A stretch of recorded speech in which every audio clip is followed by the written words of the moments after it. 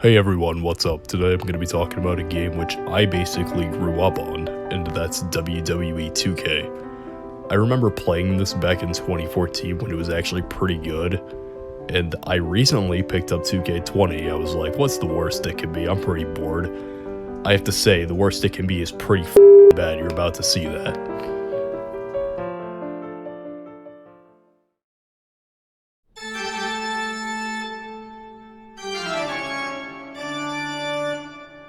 How bad this game is, I'm gonna have to run through the problems with the core mechanics and the actual technical problems, as well as the pretty pathetic excuse of a story mode. So, my first experience of this game. Like any sane person, I made Walter White, then fought 30 Barack Obamas. Was that Obama plural? Obamas? Obama? But yeah, the character creation isn't bad actually, it's pretty fun. They have this face scan thing, but that's about where the fun's gonna end in this game. Now, the actual mechanics of this game are bad, just downright unplayable. You're gonna have no idea what's going on half the time, and then you'll have to spend 30 minutes looking up a tutorial online how to beat a level, because they literally do not finish the instructions. And sometimes you'll have to watch a 3-minute long cutscene, which is unskippable every single time you restart. So have fun watching this 40 times, because The Rock is basically unbeatable. You're gonna have to restart more times than a Dark Souls boss fight. Now, the part of the game that I have an incredible amount of criticism to dump on it, the story mode. This story follows two very unlikable protagonists, one who reminds me of a middle school bully and has the maturity of a 10-year-old. I got a raw contract. The ink's dry so they can't give it back. I got a raw contract. I'm kinda hungry, I need a snack. Yeah! I got a raw contract. I got a raw contract. I think I left my phone in. Nobody's laughing! And one that straight up assaults people for no reason. Bring it to your grandmother's nursing home and cross out parts of her chart, so when the nurse goes to give her turn-down service, she won't know to flip her over. That's right. I want to give your grandmother bed sores. I'd like to remind you, these are supposed to be the characters I want to win. Trey and Red, I know, pretty forgettable names. I forbore. Go to a high school of 30-year-olds apparently, and then get the shit beat out of them because they were being annoying and probably deserved it. Trey breaks his ass on a lunch tray, and Red has a violent fantasy where she beats down Brooklyn in a WWE ring. I guess that's just how she remembered it after all the years of drugs that she must have been on. The game starts with one of those stories where it starts at the end and explains how it got there. And usually those are really bad, but they can work on occasion, I guess, and I've seen it work. But I'll come back to that, trust me.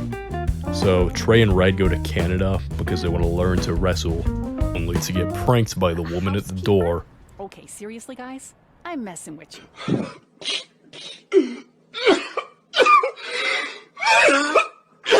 So instead, they have to go wrestle with some dude who is morbidly obese and has a ringworm. After learning to wrestle, Red gets to fight some Australian chick, and Trey becomes racist and says Outback Steakhouse sucks. No, I didn't make that up, that's actual game dialogue. Your chain of steakhouses is severely overrated. Red wins, and Trey makes an ass of himself, something you're going to see a lot of in this game. They then are about to go to Memphis, but Trey's mom figured out he's bought $1,000 of Fortnite V-Bucks and freezes his card. Reward points? I was this close to a free trip. If you're stealing to play Fortnite, it's obviously an addiction. Now Trey and Red are homeless and drive a car with no steering wheel. They get to Memphis, and Trey gets his ass kicked by a dude dressed up as a stick of meat. I guess Red beats some Hall of Famer or something. Future, and now they're in LA or something. Trey has a diaper fetish, not much to say here. The two then go home to wrestle in their high school gym, but surprise, their high school bully hates them so much for existing that she went out of their way to show up and ruin it. Staring at Red, saying, what are those moves? Hey, if you want to keep running your mouth, then come over here and do it to my face. Red.